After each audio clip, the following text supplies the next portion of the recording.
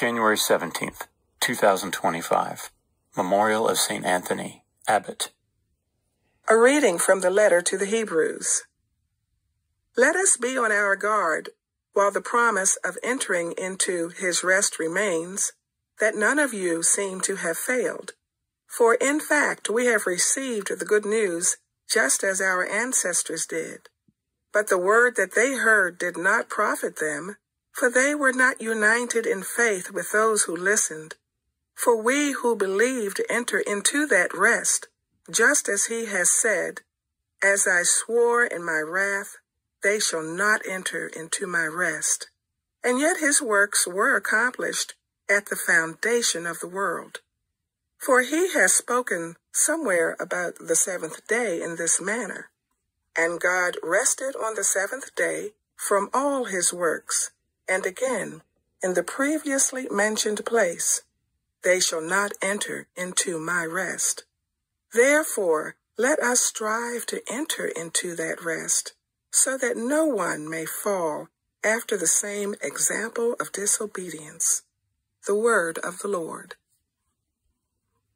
Responsorial Psalm. The response is, "Do not forget the works of the Lord." What we have heard and know, and what our fathers have declared to us, we will declare to the generation to come, the glorious deeds of the Lord and his strength. Do not forget the works of the Lord.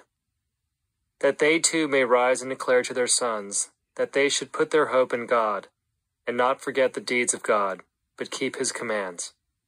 Do not forget the works of the Lord. And not be like their fathers, a generation wayward and rebellious, a generation that kept not its heart steadfast, nor its spirit faithful toward God. Do not forget the works of the Lord. A reading from the Holy Gospel according to Mark. When Jesus returned to Capernaum after some days, it became known that he was at home. Many gathered together, so that there was no longer room for them, not even around the door, and he preached the word to them. They came bringing to him a paralytic carried by 4 men. Unable to get near Jesus because of the crowd, they opened up the roof above him. After they had broken through, they let down the mat on which the paralytic was lying. When Jesus saw their faith, he said to him, "Child, your sins are forgiven." Now some of the scribes were sitting there asking themselves, "Why does this man speak that way? He is blaspheming. Who but God alone can forgive sins?" Jesus immediately knew in his mind what they were thinking to themselves. So he said, "Why are you thinking such things in your hearts? Which is easier, to say to the paralytic, 'Your sins are forgiven,' or to say, 'Rise, pick up your mat and walk'? But that you may know that the Son of Man has authority to forgive sins on earth," he said to the paralytic, "I say to you, rise, pick up your mat and go home." He rose, picked up his mat at once, and went away in the sight of everyone.